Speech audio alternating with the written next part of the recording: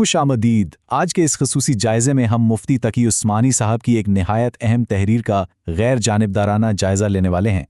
ہم علم اور سیاست کے ان بنیادی دلائل کو کھول کر سمجھیں گے جو اسلام اور سیکولر جمہوریت کے تقابل میں پیش کیے گئے ہیں۔ تو آئیے بغیر کسی تاخیر کے سیدھا موضوع کی طرف چلتے ہیں۔ اس بحث کو ہم بنیادی طور پر 5 حصوں میں سمجھنے کی کوشش کریں گے۔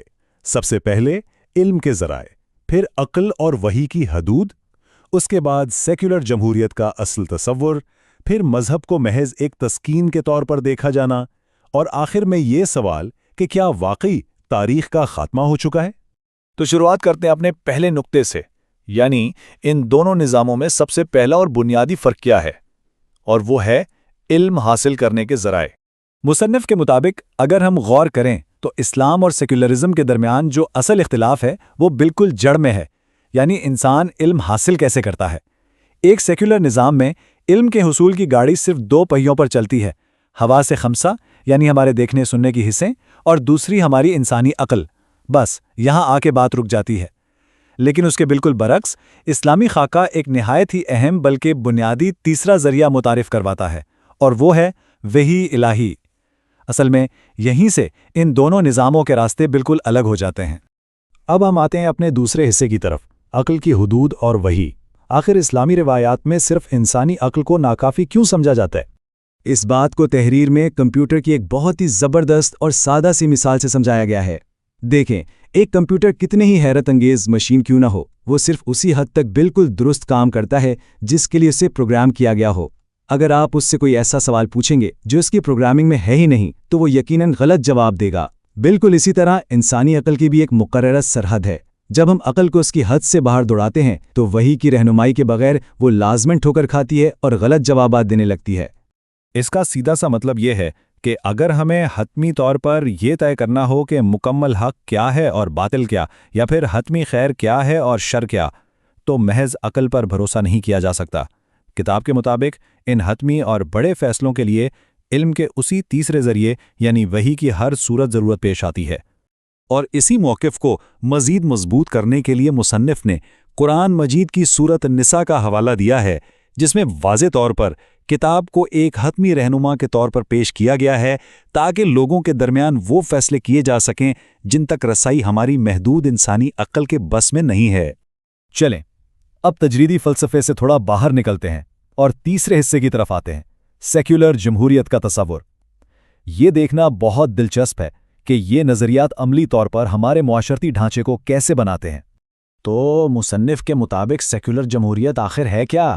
یہ دراصل ایک ایسا نظام ہے جہاں ہماری زندگی کے تمام اجتماعی معاملات جیسے معیشت ہو گئی یا سیاست ہو گئی، ان سب کو مذہب کی نگرانی سے مکمل طور پر الگ کر دیا جاتا ہے۔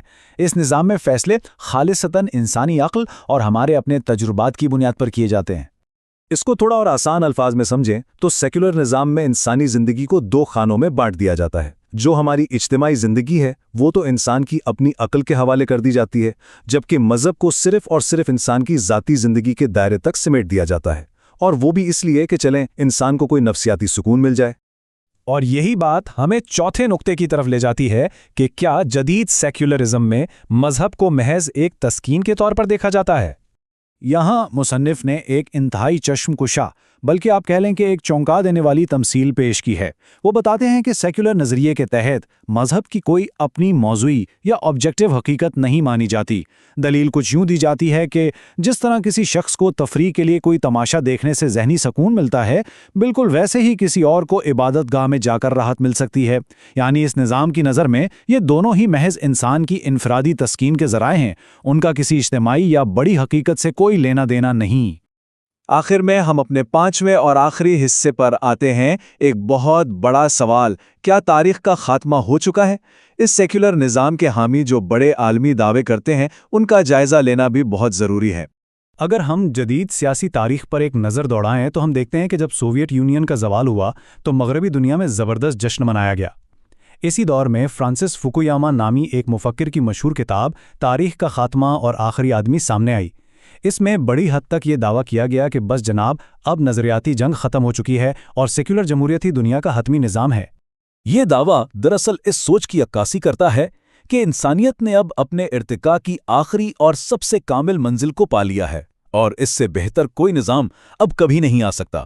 لیکن جیسا کہ کتاب میں واضح کیا گیا ہے، علم کے اسلامی نظریے اور وحی کی ضرورت کی بنیاد پر اس حتمی دعوے کو بہت مضبوطی سے چیلنج کیا جاتا ہے۔ تو اس سارے گہرے اور تقابلی جائزے کے بعد ہم ایک نہایت فکر انگیز سوال پر آ کر رکتے ہیں، اور وہ سوال یہ ہے کہ کیا واقعی سیکولر جمہوریت انسانی تاریخ کی آخری منزل ہے، یا پھر ہمارے انسانی نظام اور ہماری عقل کو درست سمت کے تعین کے لیے آج بھی الہی رہنمائی یعنی وحی کی ضرورت ہے؟ یہ ایک ایسا سوال ہے جو ہمیں انسانیت کے بنائے گئے ان تمام نظاموں کی حقیقت اور ان کی حدود پر گہرا غور و فکر کرنے کی دعوت دیتا ہے۔